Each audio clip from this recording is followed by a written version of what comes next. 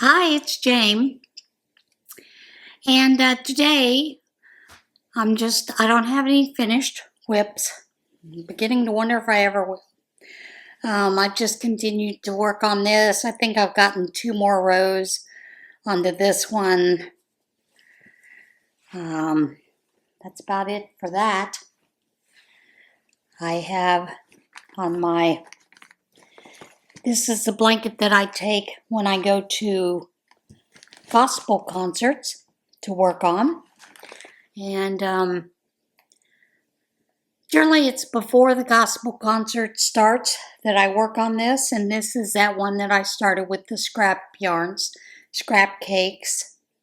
So I'm continuing to work on that a little bit as we go, and that's been a lot of fun. Now, the Tunisian crochet along that I have been doing is that one that is done by Arnie. And it was a sampler, and basically this is where we're at here. I've done section 1, section 2, and section 3, and this is section 3 here, right in here.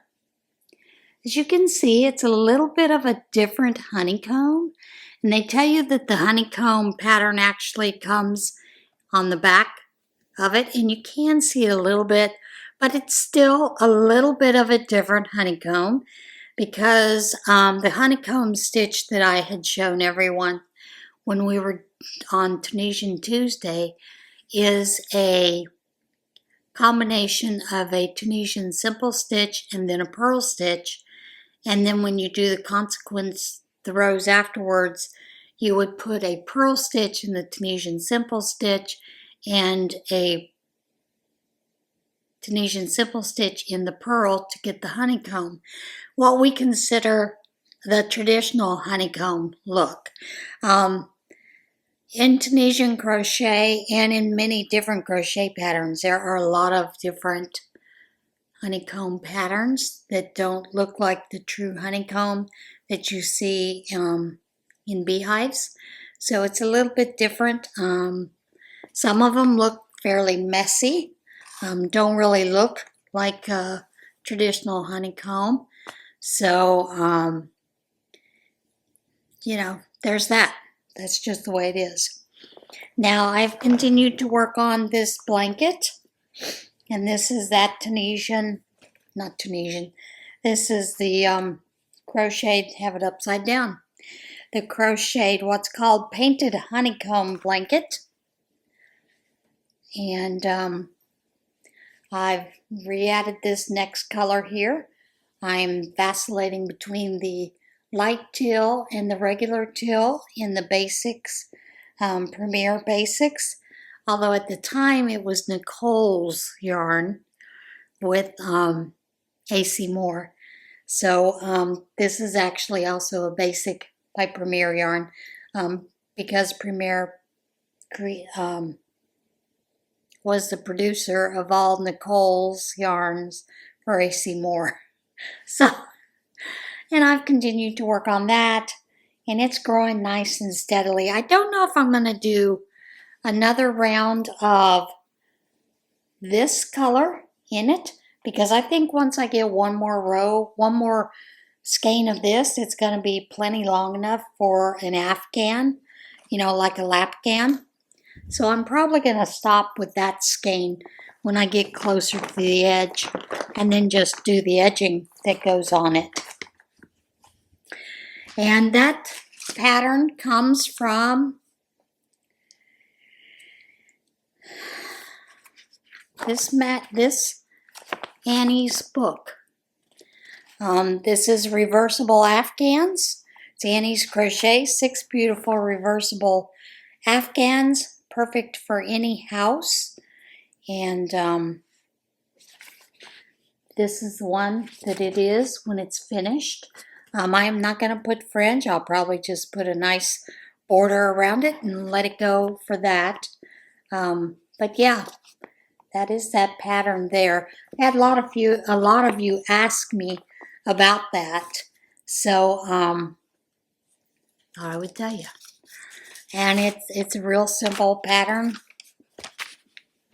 Do I know why they call it honeycomb?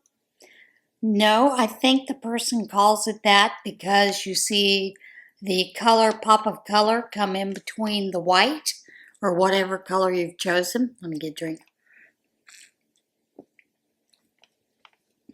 So it sort of looks like honeycomb. I don't know. But I've also had a lot of questions over the past couple of weeks. So I thought I would answer a couple of those questions today. One of those is someone had asked me how long I have had fibromyalgia.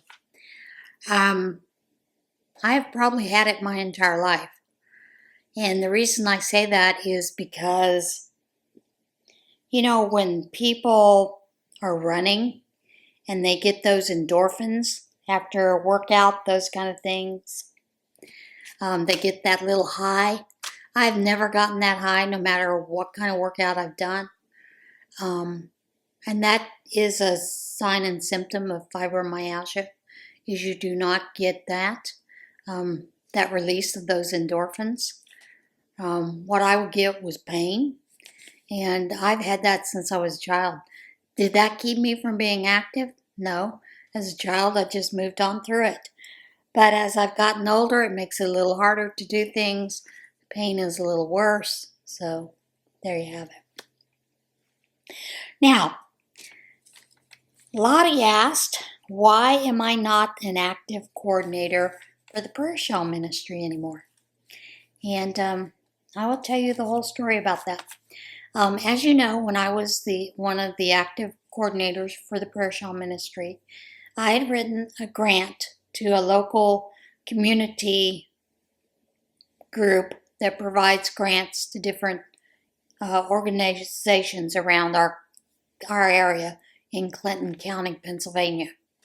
I'd written a grant. We were awarded 2 grants, one year and one the following year. And since I had written the grant, the money was awarded to me, but to the church, if that makes any sense. I was the one that had to spend the money. I was the one that had to do all the documentation and all that kind of stuff. And when I was writing that grant, I had already taken over one of the roles as an active coordinator. And my partner Jerry and I had developed a system, especially when we received this grant. We realized, one, we were going to have a system so we knew where the money was going. We had the receipts all together because we would present those to the church so that they could see what we were doing and how much money was coming out of the grant.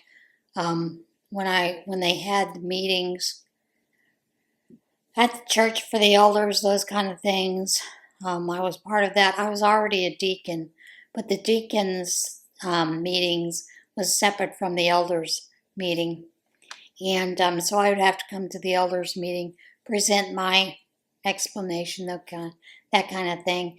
And of course, the elders were real important about, how do we get the money to me to where I can spend it? Because I had told them, I'm not going to go out and use my own money to pay for this, spend for this yarn, and then wait for reimbursement, which is what I had been doing all along for many years because I was their yarn buyer.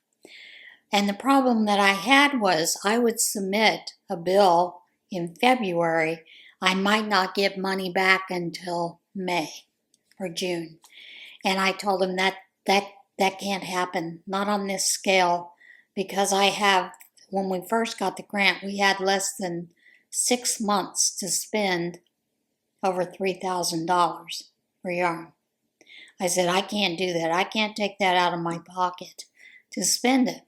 So we came up with this, and I suggested possibly opening up an account for that at a bank with a debit card so that I could use it and then, present the money. And of course, one of the persons that was on this elders team works at Penn State, and they talked about Penn State. They're not allowed to use that. Well, this was a different situation, so we could do that way, but she put a squash on it.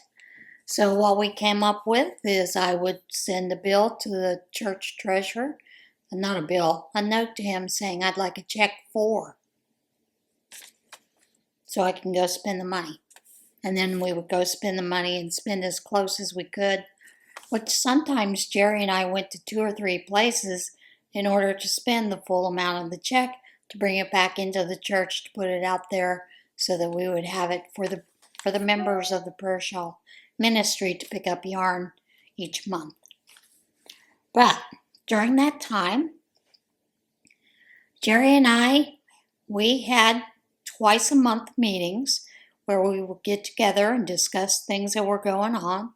We had invited the church pastor, who was the top administrator of the prayer shawl ministry, but for whatever reasons, she could never make any of the meetings.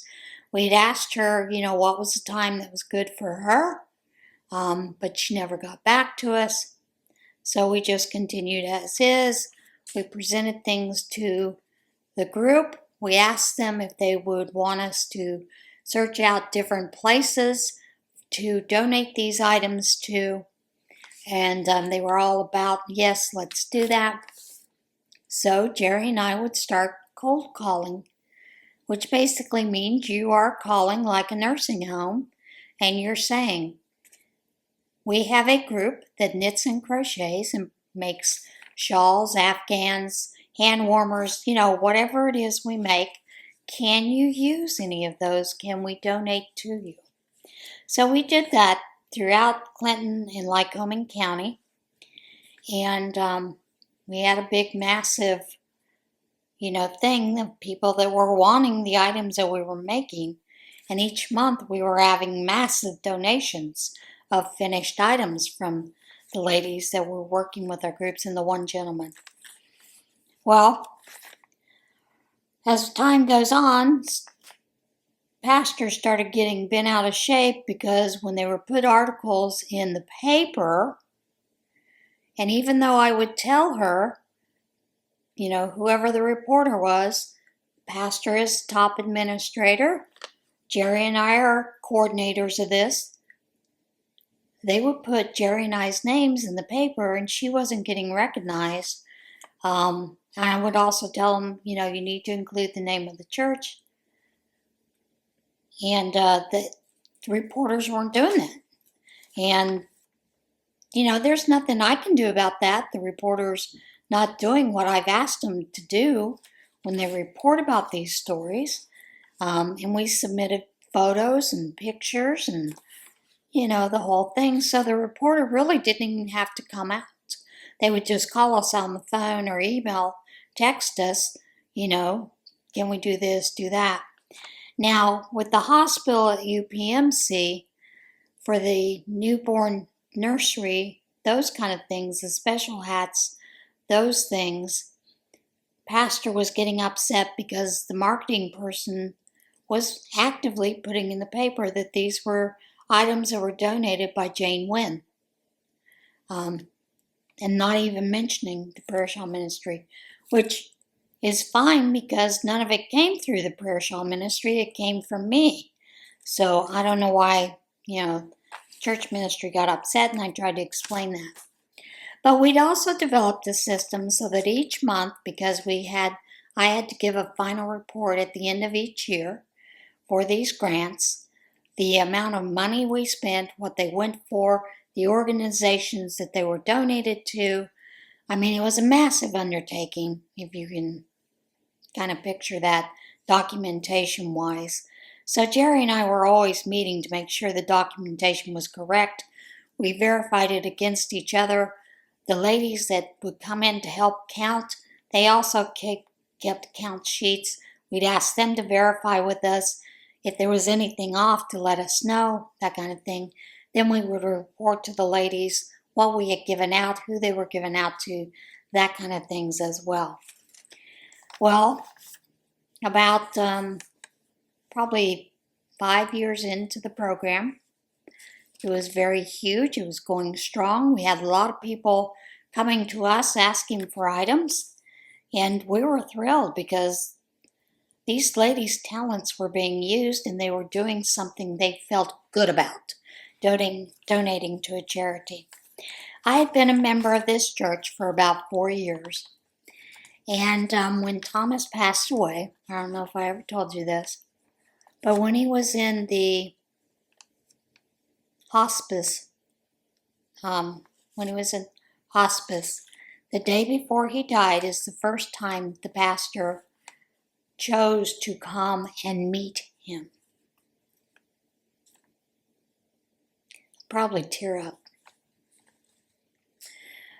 She had his telephone number. She could have texted him. She could have called him.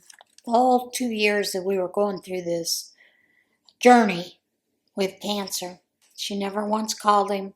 She never once texted him. She rarely called me. She rarely texted me. She never came to visit him at home or in the hospital or anything like that. So the day before he passed away, she decided she wanted to meet him now that he was in hospice. Well, he was pretty drugged up and out of it, and she'd come and, met him and, talked like she knew all about him, that kind of stuff. But she'd asked me how I was doing, and I told her I was having physical heart pain. My heart was hurting. And she looked at me and she said, "That is a figment of your imagination, Jane. Your heart is not hurting." And left it at that. Well, after Thomas passed away, and this is what's amazing, Thomas's home pastor in Hurdle Mills, North Carolina, he was constantly in touch with us. He constantly texted, called the entire time, talked with Thomas, prayed with us both, prayed with me alone, prayed with Thomas alone. I knew I was going to tear up, sorry. So I had decided it was things that were coming along because this church was not teaching biblical principles. And the elders had already told, and I was at one of the meetings, the elders had reminded the pastor she had to keep the sermon to 20 minutes because they had lunch to go to. And that always stuck in the back of my mind and bothered me. So Jerry and I were talking one time, and I said to her, I'm ready to go look for another church. I'm not happy with what I'm seeing here, and I don't feel they're teaching biblical principle. So we started church hopping to find a church that was agreeable with us. Found it within a couple of months, the very first time we walked in the door. Very welcoming church. I knew many of the people there. My husband's secretary was a member of this church, and I didn't realize that. And she was constantly calling, talking to us, checking up on us, praying with us. So, and the first thing is they were teaching the Bible. They were using the Bible and teaching from the Bible. And I thought, this is home. It felt like home. So that became my new church. So we're going to this church, and I'm still doing the prayer shawl ministry. We're both coordinators and everything else. Susan, that's the pastor's name of the church that had the prayer shawl ministry. When we were at the prayer shawl meeting, she would constantly say, "I'm the administrator." Now, everything that Jerry and I did, we went through Susan. We sent her these reports of everything that was going on. We asked her, we'd like to do this. Can we do it? she would approve it or not approve it, and we would or wouldn't do it, that kind of thing. So, you know, we assumed everything was good. And this happened 2 months before I quit. Well, I had quit, but I gave them 2 more months for them to find someone else to take over coordinatorship. Jerry quit the next day. But I had received an email from a member of the church accusing me of using the prayer shawl ministry for profit. Made some statements about I was using it to promote myself, and a couple other nonsense things. Well, this member, his wife, would come to the prayer shawl meetings, and she just assisted with some of the things. I want to be real careful about this. There were many times when folks in the prayer shawl ministry had someone that they wanted to give certain items to. We had a woman that she was having a grandbaby, so she wanted a certain blanket and baby sweater that had been donated.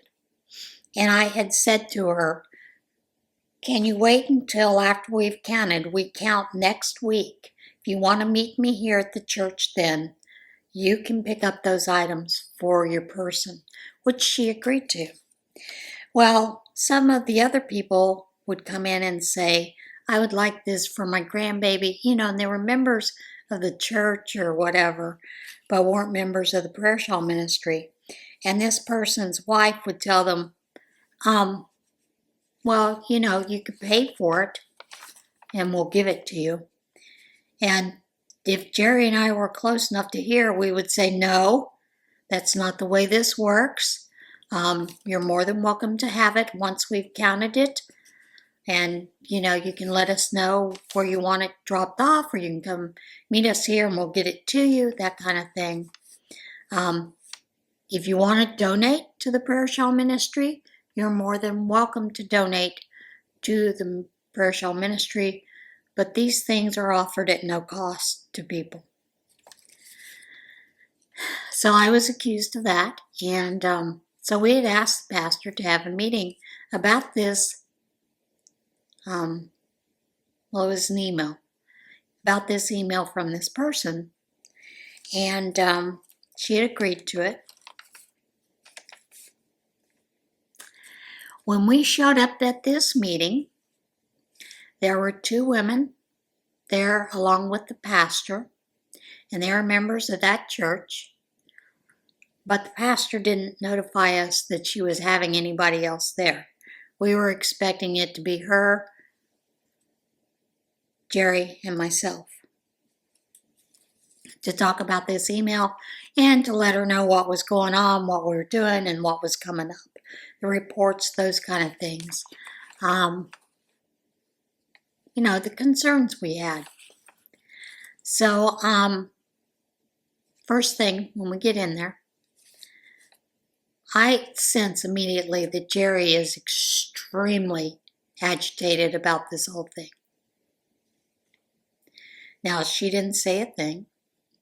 We presented our concerns and those kind of things.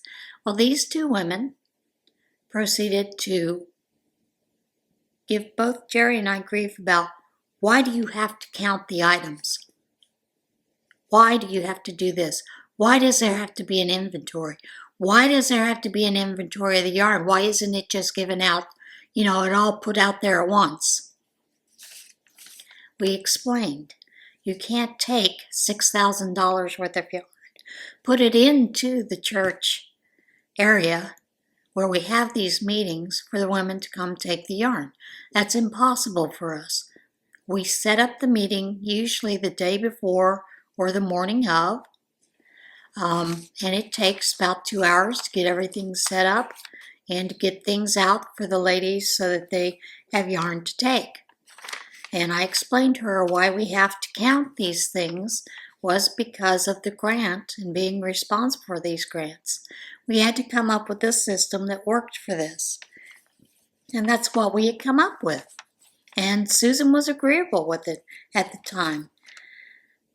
Well, the one person kept harping about this and about that, and why do you do it this way, and why do you do it that way? You know, and this person is a member of the prayer shawl ministry, and I'd said to her, we've been open all along with every one of you.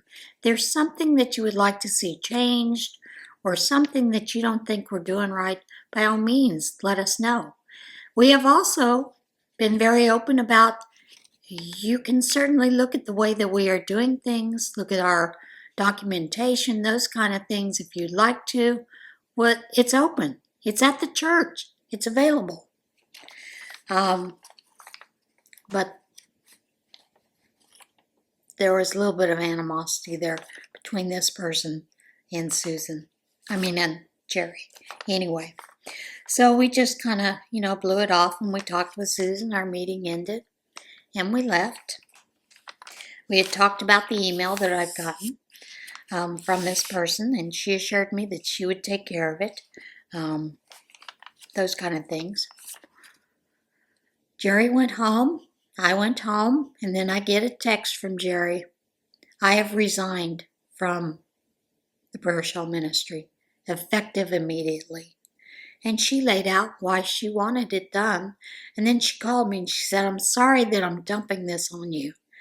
But number one, what she did by inviting those two women there to the meeting that we thought we were having one-on-one with the pastor was very irresponsible and also disrespectful. And I agree with that. It was. I felt like it was. And there were some other things, and Susan had made mention to me about a week later that we no longer needed to count the things. And I said to her, my name is on that grant. I have to fill out this documentation. There is no way for me to fill out this documentation accurately without counting. But she was going to have none of it. So I said, okay, fine. So I wrote up my report. I submitted it to the county. Let them know that I would be resigning and that this was the last report that I could give to them because the pastor had chosen for us not to count the items anymore, not to document where they were going. So I could just give you this amount that I have done.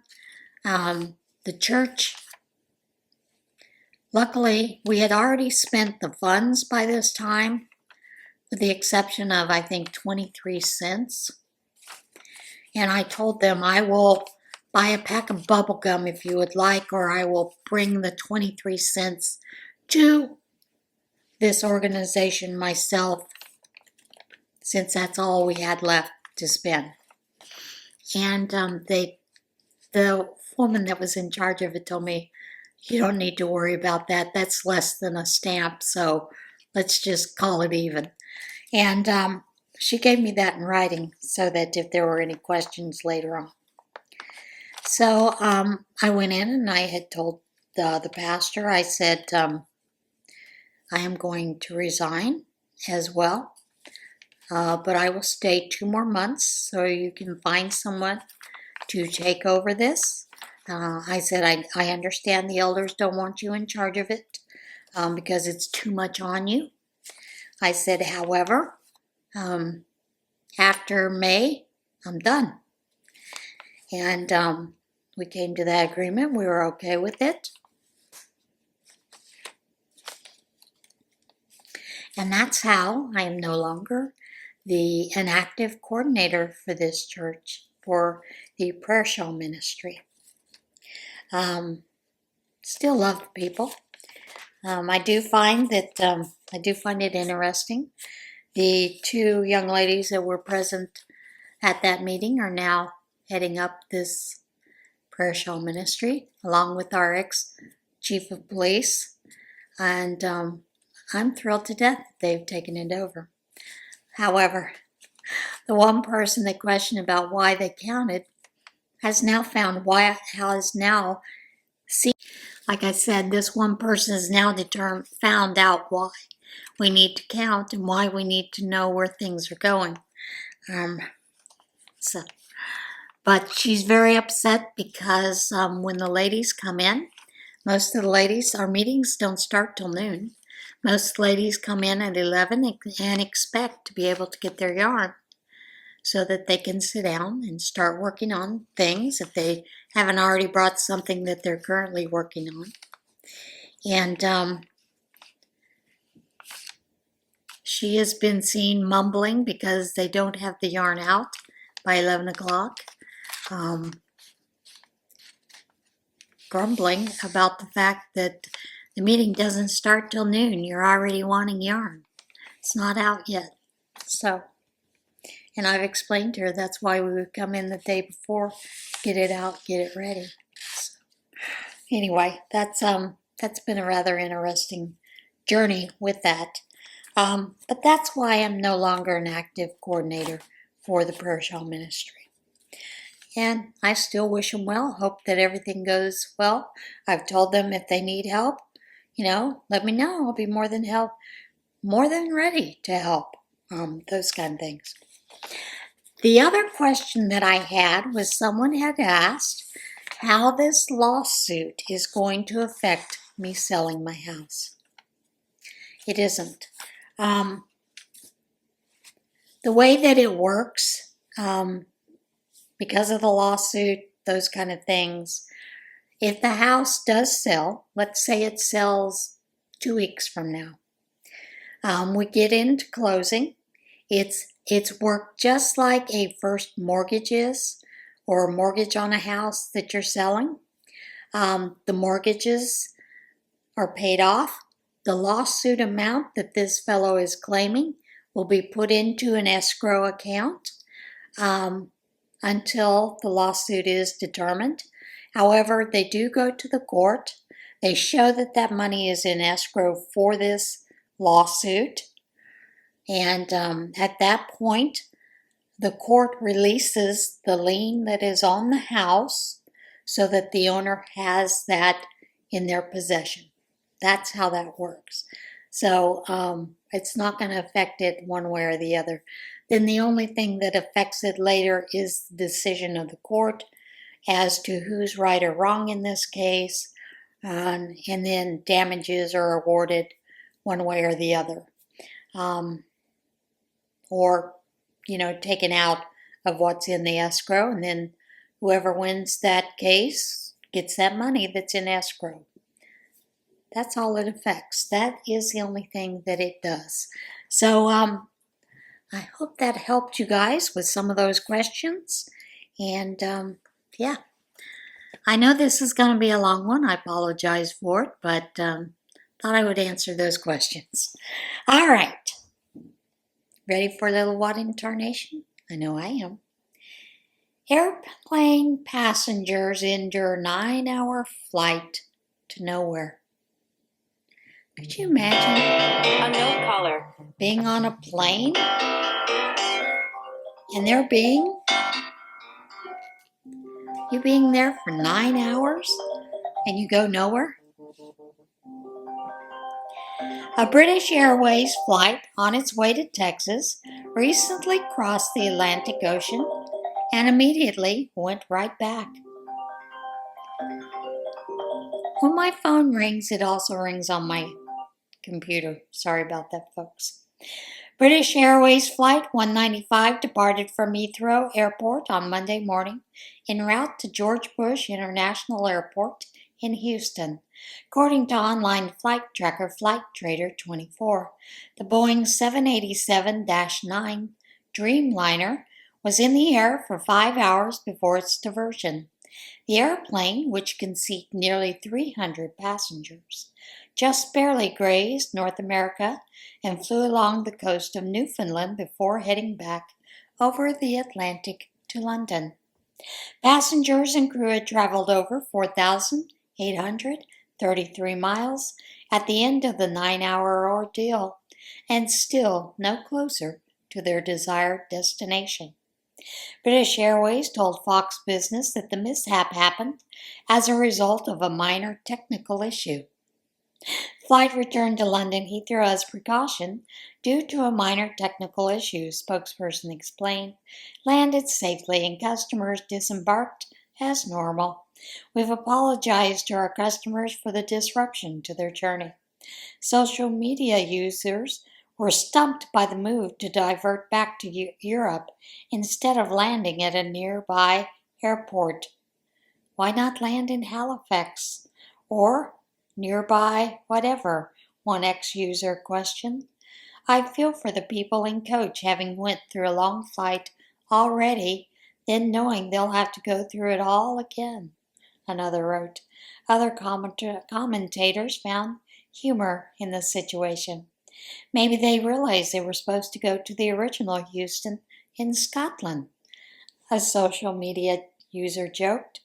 Still, on the plus side, they didn't end up in Houston, another quipped. British Airways told Fox Business that the impacted passengers were given hotel rooms and rebooked onto new flights. No additional details are known at this time. You know that bear that's been breaking in to Sierra Madre places?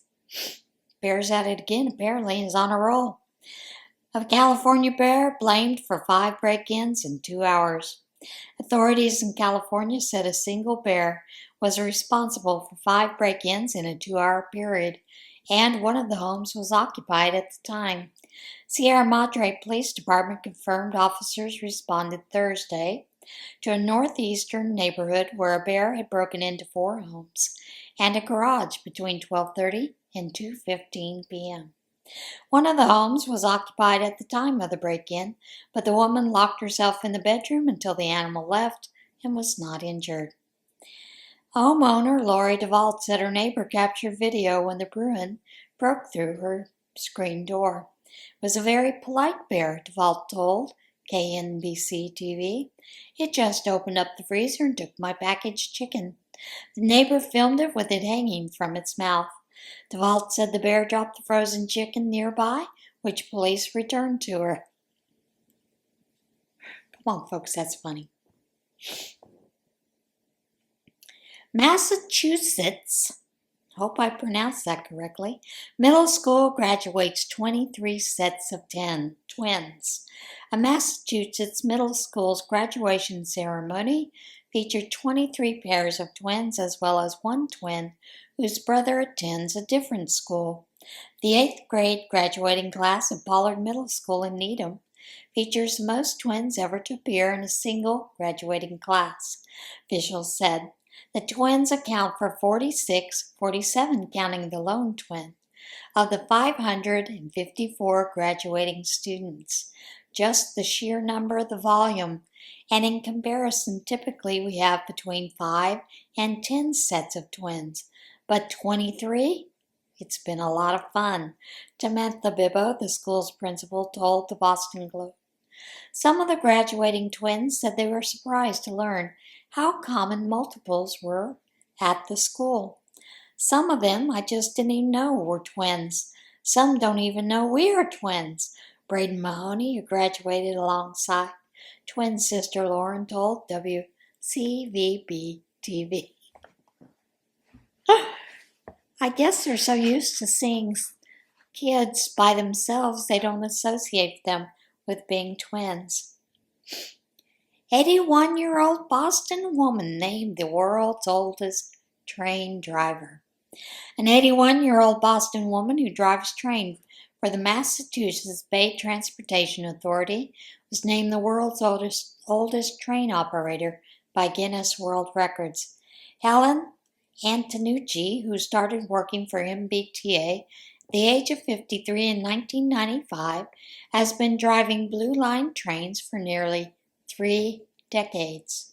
I had 5 daughters, she told Guinness World Records. It was a way to get me out of the house and get some peace and quiet. I'm sure it was. She was named the world's oldest train operator after a co-worker applied to Guinness World Records on her behalf. Adanucci didn't even know about the application until the record was made official. I don't know what all this fuss is about. I get up every day and do what I love to do. Not many people get to say that at my age, she said. I would like to thank you all. I would like to say thank you to all of my co-workers, family, friends, and passengers for the support in making every day a wonderful journey. Adanucci, who is approaching her 82nd birthday, said she has no plans to retire. I will bring my passengers to and from where they need to go till my organization tells me I can't, but I don't see that happening anytime soon. Have you heard about magnet fishing? Who knew it could be so profitable? Magnet fishing couple finds safe containing $100,000 in New York Park. A couple magnet fishing in New York waterway reeled in a safe containing about $100,000, and they are now trying to preserve the cash before it disintegrates. James Kane and Barbie Agostini said they were at Flushing Meadows Corona Park in Queens earlier this month when the magnet on the end of the rope latched onto something heavy. The couple said the incident was not the first time they had reeled in a safe while magnet fishing, but it was the first time such a container turned out to contain treasure, about $100,000 in water-damaged $100 bills. The New York Police Department told the couple the cash is theirs to keep, as investigators were unable to find any evidence connecting the safe or its contents to a crime. This is the most significant find in poor people treasure hunting history, Kane told the New York Times. Kane and Agostini took a bus to Washington, D.C. with the most salvageable seeming cash from the safe in hopes of having it cataloged and replaced at the U.S. Treasury Department's Bureau of Engraving and Printing. They said the cash was badly damaged and getting worse by the day. Treasury employee estimated there appeared to be $50,000 to $70,000 worth of recoverable cash in the plastic bag brought in by the couple. The man told Kane and Agostini that the money will be counted and replaced with fresh cash, which they will be able to take home tax-free. The process is expected to take about 9 months. America the Beautiful, Kane said. The couple who took up magnet fishing as an outdoor activity during the early days of COVID-19 pandemic said their previous discoveries include a grenade, multiple guns, a drone, and an entire motorcycle. And now I'm going to give them a shout out. They have a YouTube channel called Let's Get Magnetic. So, interesting channel. Who knew magnet fishing could be so profitable? Our last story comes from Philly. Meat's cheese left dangling from greased pole for nearly a month in Philly. I wonder what they're like. Organizers of a Philadelphia festival that ended nearly a month ago said they are working on a plan to remove meat and cheeses that were accidentally left dangling from a greased pole. The annual Italian Market Festival has a tradition of dangling Italian meats and cheeses from a greased pole for visitors to attempt to climb and claim the prizes. But this year's event left the dangling foods unclaimed. Organizers said a crane was brought in on the last day of the festival to remove the leftover prizes, but weather conditions led to a surge of visitors late in the day that prevented the removal from going forward as planned. The sacks of meat and cheese have been dangling from the pole for nearly a month amid hot and humid temperatures, leading to fears the food items will rot. But visitors to the site said they have not yet detected any noxious odors. Festival organizers said they are working on plans to get another crane to visit the Italian market to remove the meats and cheeses, but they said it will be a difficult process as the market is often extremely crowded. They might have to shut it down for the day. And that, my friends, is what in Tarnation today. All right, guys, are you ready to get into the devotional? I know I am. Devotional comes from Promises from God's Heart. This is a book that I got at Ollie's, of course. And here are today's devotions. Promises from God's Heart when you are lonely. Draw near to God and He will draw near to you. James 4:8. The Lord is my shepherd, there is nothing I lack. He lets me lie down in green pastures. He leads me beside quiet waters. He renews my life. He leads me along the right paths for His name's sake. Even when I go through the darkest valley, I fear no danger. For you are with me, your rod and your staff, they comfort me. That is Psalm 23, 1-4. Call on me and come and pray to me, and I will listen to you. You will seek me and find me when you seek me with all your heart. Jeremiah 20:12. For I am persuaded that not even death or life, angels or rulers, things present or things to come, hostile powers, height or depth, or any other created thing will have the power to separate us from the love of God that is in Christ Jesus our Lord. Romans 8:38-39. God has said, I will never leave you nor forsake you. Hebrews 13:5. Praise the God and Father of our Lord Jesus Christ, the Father of mercies and the God of all comfort. He comforts us in all our affliction, so that we may be able to comfort those who are in any kind of affliction, through the comfort we ourselves receive from God. 2 Corinthians 1, verses 3-4. The Lord is fair in everything He does and full of kindness. He is close to all who call on Him sincerely. He fulfills the desires of those who reverence and trust Him. He hears their cries for help and rescues them. Psalm 145, 17-19. And that is it for today's video. All right, guys, everybody, remember, be a little kinder to yourself. And if you don't know God, get in touch with God. You might be surprised how much He can help you. And as always, everybody have a great week, and I will see you again next time. Bye.